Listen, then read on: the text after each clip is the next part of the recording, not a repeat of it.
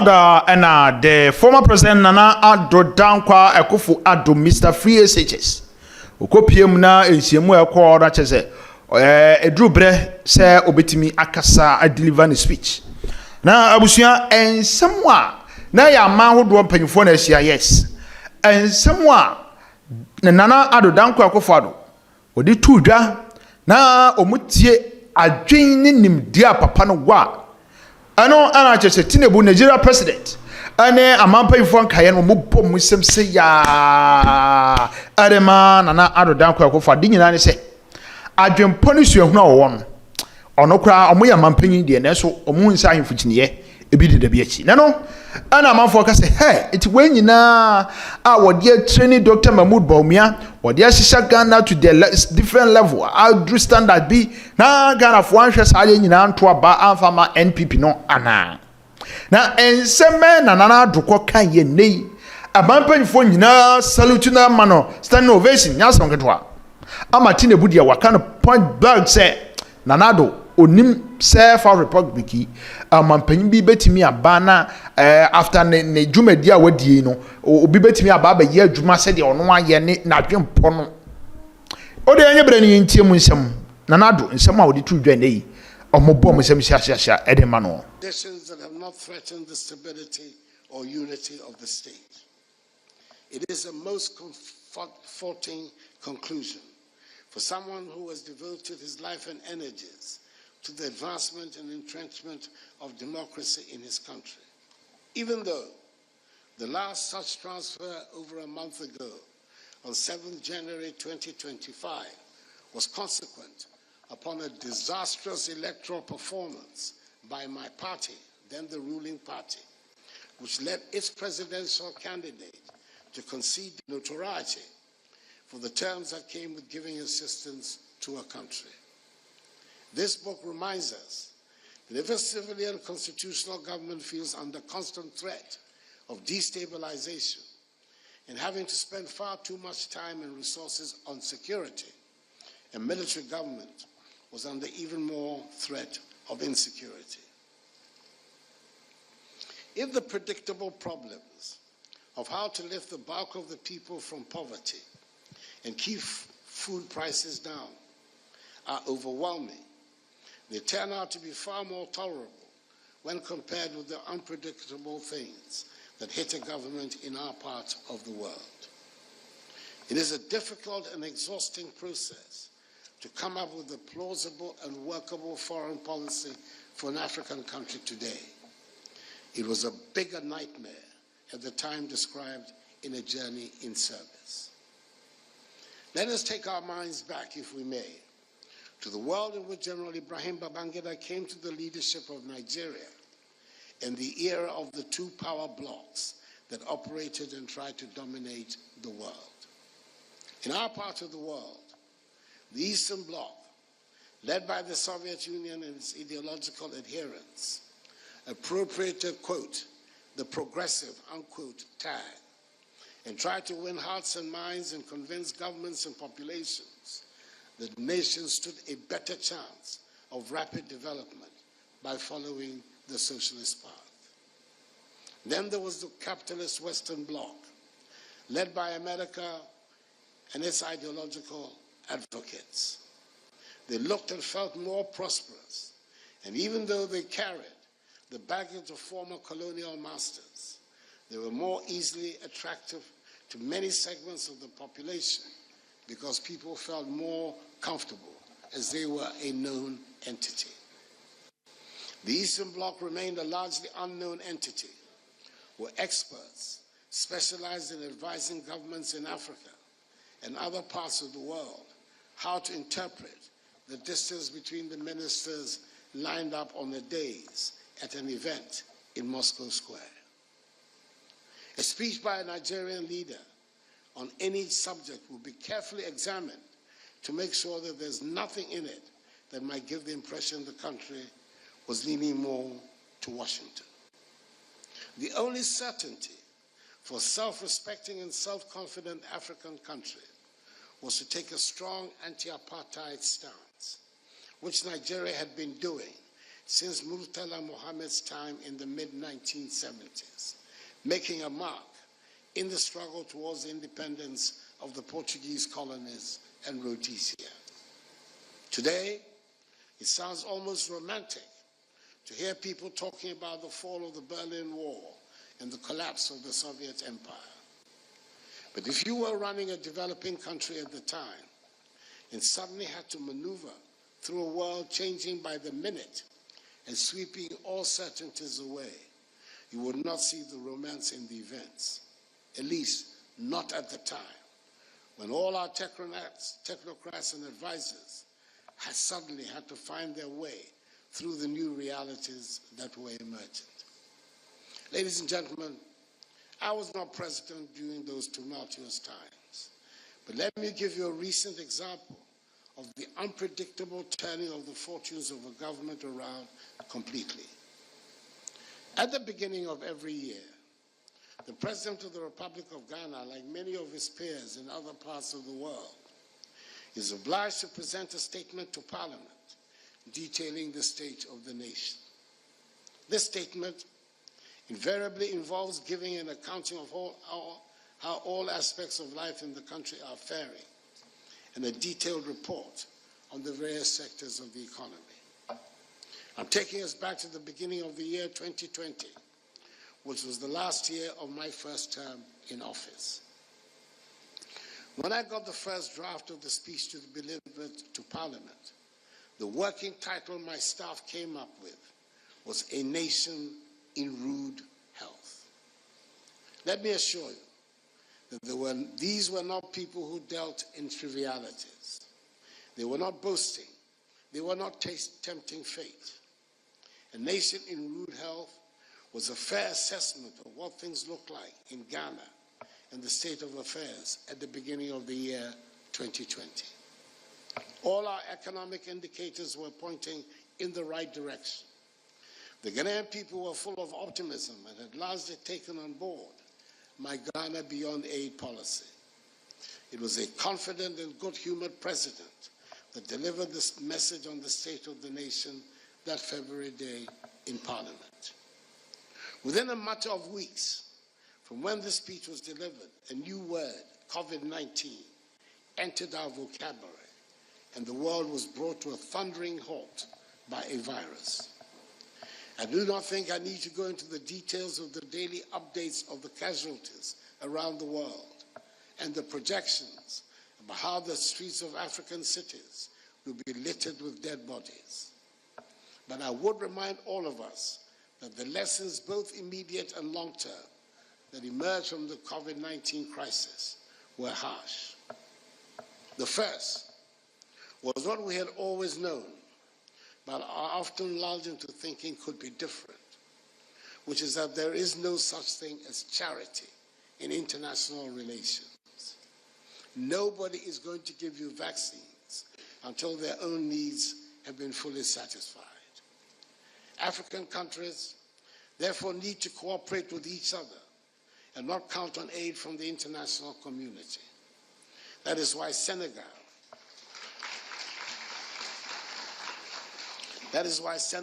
Nigeria, South Africa, Rwanda, Ghana, and others have taken on the responsibility of manufacturing their own vaccines. The second was to admit the urgency of the infrastructure deficit in our countries, especially in the health sector, as was exposed by the pandemic. We seized the opportunity to embark on a massive hospitals and other health facilities construction program.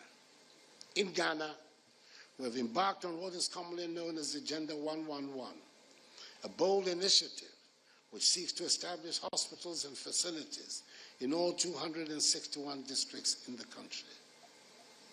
While the pandemic was active, we concentrated on saving lives and tried to manage the pressures on the economy triggered by the pandemic as best as we could. But by the time the all-government task force I set up to manage the crisis stopped meeting, having completed its work, the buoyant economy we were touting at the beginning of 2020 was on its knees. We had to accept that in spite of the obvious advances we had made in the management of the economy in the first 3 years, we had not achieved the resilience needed to withstand the shock of the unprecedented global economic meltdown. We faced a major economic crisis, and with the world's capital markets close to us, we ended up going to the IMF, not an easy decision to make. The economic difficulties brought people onto the streets, and I will say that even though the demonstrations were not exactly on the scale of the SAP riots that are recalled and described in the book, they were serious enough to feed into the growing disaffection against the government. Fortunately for me, the extent of that disaffection was not sufficiently widespread within the year to deny me victory in the presidential election of December 2020, even though my margin of victory against the former and now current President, John Mahama, dropped from 1 million votes in 2016 to 500,000 in 2020. This leads me to the general question of how we deal with disaffection against government without infringing on the rights to freedoms. It would be a strange government that would not have its share of disaffection, and especially in a multi-party democracy, it is to be expected that there would be opposition to the government and organized means to create disaffection. In our current state of development, there are difficult decisions that need to be made to enable us make the economic transformation that we require. Almost 40 years ago, General Babangida was grappling with such problems, and today, Nigerian and Ghanaian leaders face the same problems. Nobody seems to have come up with a mechanism for making such difficult decisions and not upsetting the people whose support is required to be able to make critical changes. I do believe most sincerely, though, that the mechanism should err on the side of greater, not lesser freedom. Because like Thomas Jefferson and J.B. Danquah, the founder of Ghana's liberal democratic tradition, I hold that enlarging the liberty of the individual within the rule of law has to be the true goal of public policy. Considering the breadth of the subjects and period of time covered in this book, I have no doubt that all of us who read it would have our favorite moments and maybe our disappointments or unanswered questions. I would gladly state that I am as confused about what is euphemistically called the June 12th saga today as I was 33 years ago. I'm in awe of the unarmed young Colonel Babangida as he walks up to the coup maker, Lieutenant Colonel Dimka at Radio House in Ikoyi to talk him out of his doomed venture. I pointed out at the beginning of my speech that the general himself had said that it had taken more than 3 decades for him finally to bring out this book of his memoirs. According to an interview he granted Tell magazine back in 1995, which is reproduced as Appendix 2, the general told the magazine he was, quote, already working on the memoirs. I am not trying to build up defenses for whenever my memoirs would emerge. At almost 81 years, I obviously do not have 30 years to weigh up how I tell my story before I publish my memoirs. My story would obviously not have heart-stopping narratives of coming under enemy fire and being evacuated with shrapnel somewhere in my body. But my first term as president did coincide with certain President Trump's first term. Now that he's back in the White House and engineering another new world, maybe I'd have a bigger impetus to bring out my book quickly before the world is completely redrawn.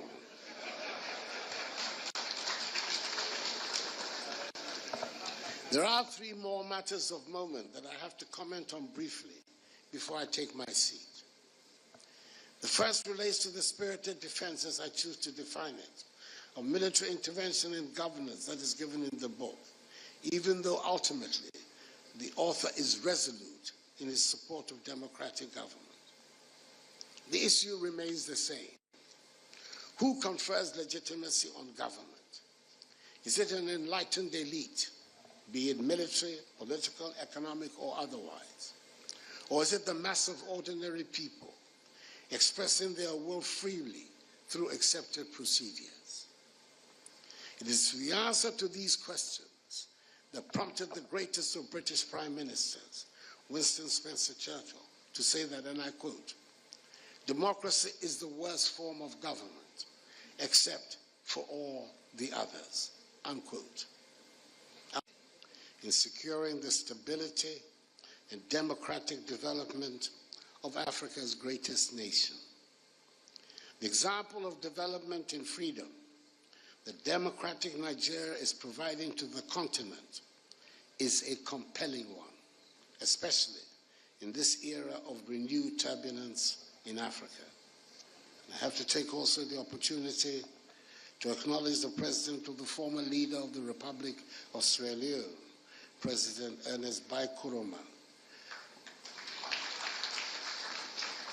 who made important contributions to the development of ECOWAS during his tenure. Your Excellencies, I've had the privilege of reading the manuscript of A Journey in Service before the launch today. And I want to congratulate warmly General Babangida for giving us such a fascinating account of a critical time in the history of Nigeria. Luckily for all of us, even though it is quite a heavy book, it is an easy read, which should retain the interest not only of those of us who were alive during the times of the events recounted in the book, but also for those for whom it is very much history and folklore. As the General himself wrote in the very first sentence of the prologue, and I quote, "Over 3 decades have passed since the events described in the book," unquote. And I was ready to approach it as a history book in my frame of mind. There should not be many similarities, really, between the Nigeria of 1985 to 1992, with which the General grappled, and the Ghana of 2017 to 2025, where I have just finished being president after 2 successive terms. And even though 3 decades separate the two situations, it was interesting for me how often as I read the book, I came close to telling myself, plus ça change, plus ça reste la même chose. I lived through the years of regular coups d'etats and military rule around Africa, especially in our West African region. That did not make it any easier reading. The first-hand account of the man reputed to have been, and who admits to have been, part of all previous government changes, and how he dealt with many coups d'etats that he faced while in charge. It is therefore reassuring that General Babangida can be so unambiguous in his support for democracy. He, after all, more than anyone, is best placed to pronounce on what some claim to be the advantages of military government, especially for developing nations in a hurry like us. He certainly demonstrates in his book that a military government indeed spends even more energy and resources on security considerations than an elected democratic one. Up till a few years ago, I would have said without any hesitation that after years of argument and experimentation, we have come to a consensus that multi-party democracy would be the most suitable form of governance structure for our continent, including West Africa. The regional grouping ECOWAS certainly thought that this consensus was accepted throughout its member states. And indeed, Sanctions were spelled out for those countries that would succumb to military coup d'etats. I doubt that any of us was under any illusion that what we had all signed up to would be easy, but I was certain that all of us were ready to try to make it work. I feel a deep sense of disappointment. The military coup d'etats have come back in fashion in our region and are seen as the answer to the instability being spread from the Sahel by jihadist activity, and by some as the answer to difficult economic conditions or unpopular government policies. It would appear that we have our work cut out for us all over again to try to build and consolidate the democratic